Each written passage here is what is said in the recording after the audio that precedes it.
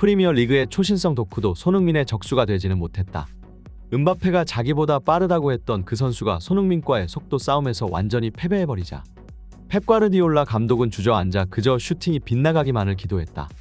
하지만 손흥민이 1대1 찬스를 놓칠 리가 만무하다. 손흥민은 다시 한번 맨시티와 과르디올라에게 비수를 꽂았다. 이번 경기 핵심 선수가 모두 빠진 토트넘의 선전을 그 누구도 예상하지 못했다.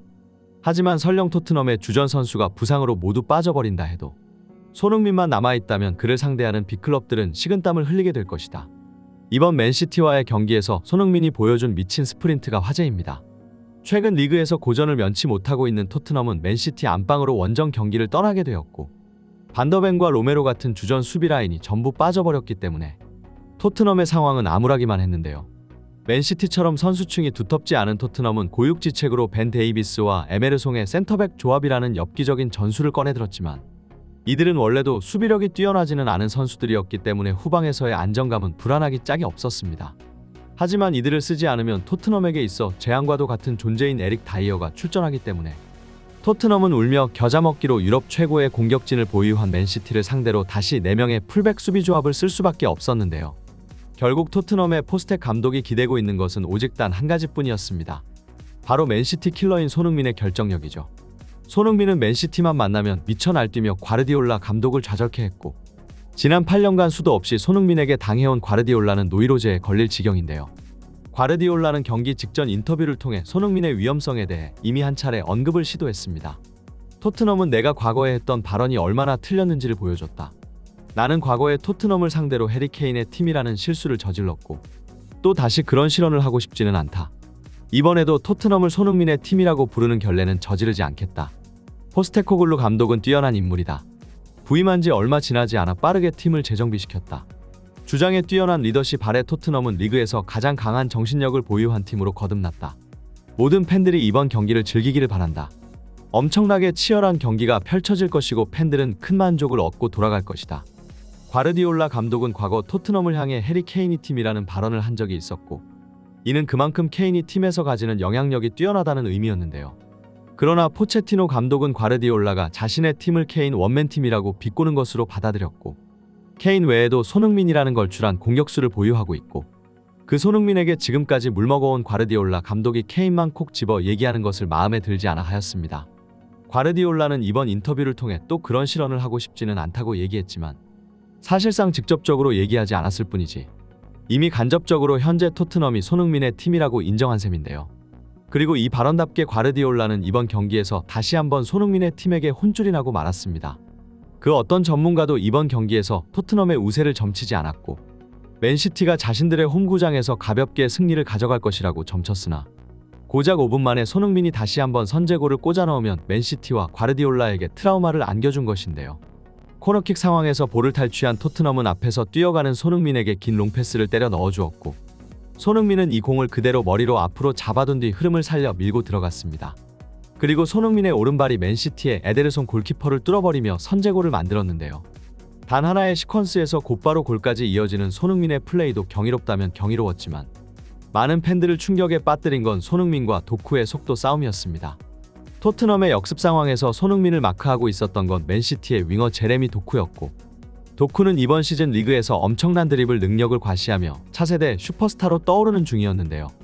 이강인의 팀 동료이자 현재 유럽 최고의 선수 중 하나인 음바페가 도쿠의 플레이를 보고 자신보다 빠르다고 했을 정도로 제레미 도쿠의 스피드는 유럽에서 이미 정평이 나 있었고 그렇기 때문에 그 도쿠가 손흥민과의 속도 싸움에서 무참하게 패배해버리는 것은 두고두고 회자될 장면이었습니다. 결국 유럽에서 잔뼈가 굵은 베테랑 선수인 손흥민이 이제 막 떠오르는 신의 선수에게 프리미어 리그의 혹독함을 제대로 가르쳐준 셈이 되었는데요. 손흥민의 원맨쇼 덕분에 토트넘은 앞서 나갈 수 있게 되었지만 역시나 이번 경기에서도 계속해서 손흥민의 발목을 잡는 건 상대가 아니라 내부에 있었습니다. 과거 콘테 시절의 케인과 손흥민이 최전방에서 아무리 득점을 벌어다 줘도 후방에 있는 에릭 다이어와 같은 수비수들이 곧바로 실점을 내주며 경기를 망쳐버렸고 포스테코글루 체제에서는 더 이상 그런 장면을 보지 않을 것이라 기대했던 토트넘 팬들이지만 벤 데이비스와 에메르송의 센터백 조합은 정말 답이 없었는데요. 맨시티의 동점골 장면에서 아무도 앞쪽에서 공을 커팅해내지 못하며 공격수인 손흥민까지 볼이 흐르게 냅뒀고 그 결과 손흥민의 발에 공이 맞고 튀어나오며 자책골이 나오고 말았습니다. 그리고 계속해서 맨시티 공격수들의 맨마킹을 놓치며 이내 역전골까지 내주고야 말았는데요. 손흥민이 최전방에서 엄청난 활약을 펼쳐도 후방 문단속이 안 되니 토트넘은 가망이 없어 보였고, 전반전 토트넘은 맨시티에게 숨 돌릴 틈도 없이 슈팅을 얻어맞으며 추가골의 위기에 직면했습니다. 하지만 맨시티의 공격수 홀란드는 자신에게 찾아온 꿀 같은 패스들을 모두 뱉어버렸고, 결국 한 골차 리드를 버텨낸 토트넘은 후반전 분위기를 반전시키는데 성공했는데요. 중앙에서 공을 받은 손흥민은 로셀소를 향해 공을 건네줬고, 로셀소는 그대로 왼발 슈팅 가마차기로 동점골을 만들어냈습니다. 그 후 맨시티의 그릴리시가 다시 동점골을 기록했지만, 여기서 굴하지 않는 정신력을 보여준 토트넘은 쿨루셉스키가 극적인 시간대에 헤딩골을 터뜨리면서 결국 이 경기를 무승부로 마무리 지었는데요. 오늘 1골 1어시를 기록한 손흥민은 단연코 이번 경기 최고의 선수였고, 이번 시즌 손흥민과 득점왕 경쟁을 하고 있던 홀란드가 무득점으로 침묵했기 때문에 그 활약상은 더욱 빛나 보였습니다. 사실 이번 경기 맨시티와 토트넘의 기대 득점값은 엄청난 차이가 났고, 맨시티가 2.5개가 넘는 기대 득점값을 기록한 것에 비해 토트넘은 고작 0.5개의 기대 득점값밖에 얻지 못했는데요. 이 통계는 맨시티가 엄청난 기회를 잡았음에도 결정력을 제대로 살리지 못했으며, 오히려 토트넘은 적은 기회를 골로 연결시키는 순도 높은 결정력을 보여줬다고 할 수 있습니다. 그리고 여기서 바로 홀란드와 손흥민의 클래스 차이가 엿보이는데요. 손흥민은 자신에게 찾아온 몇 안 되는 기회를 한 개의 골과 도움으로 맞바꿨으나, 홀란드는 이번 경기에서 거의 한 골을 떠먹여줬다시피 한 패스를 전부 허공으로 날려버렸습니다. 오늘 홀란드는 경기 내내 불만이 가득한 표정이었고, 경기가 끝나기 직전 심판의 어처구니 없는 판정으로 인해 역전골 찬스가 무산된 것도 그 이유 중 하나이겠으나, 결국 홀란드의 짜증은 자신의 경기력에 대한 불만족스러움이 가장 컸을 텐데요. 축구 전문가들은 이번 경기를 지켜보며 여전히 리그 최고의 공격수는 손흥민이라는 의견을 유지하고 있습니다.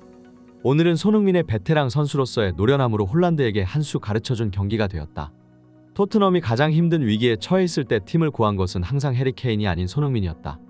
오늘 토트넘의 선발 라인업을 봐라. 이건 손흥민을 제외하면 사실상 강등권의 루턴 타운과 다를 바가 없다. 맨시티는 막바지에 나온 주심의 이해할 수 없는 판정에 불만을 가지는 것도 당연하겠으나, 애초에 이런 스쿼드를 들고 나온 토트넘을 쉽게 압도하지 못한 것이 1차적 문제이다. 맨시티는 사실상 손흥민 하나에게 무너져 내렸다. 이쯤 되면 과르디올라 감독은 코리안 리거 트라우마에 걸릴 지경일 것 같다. 황희찬에 이어 손흥민마저 계속해서 맨시티를 침몰시키고 있으니 말이다. 비록 현재 리그 득점 선두는 홀란드이나 팀 차이를 고려했을 때 여전히 리그 최고의 선수는 손흥민이라는 것이 축구 전문가들의 주장인데요. 손흥민은 최근 리그에서 골맛을 본 지 오래되었으나, 결국 맨시티를 상대로 결정적인 골을 꽂아 넣으며 다시 득점왕 경쟁을 할 준비를 마쳤습니다. 다음 웨스트햄전에서 연속골을 기록한다면 벌써 두 자릿수 골이고 있는 손흥민 커리어 최고의 페이스인데요. 앞으로도 계속해서 손흥민 선수의 골 폭격을 기대해봅니다. 오늘의 영상은 여기까지입니다. 지금까지 풋볼랭킹이었습니다. 좋아요와 구독은 영상 제작에 큰 힘이 됩니다. 감사합니다.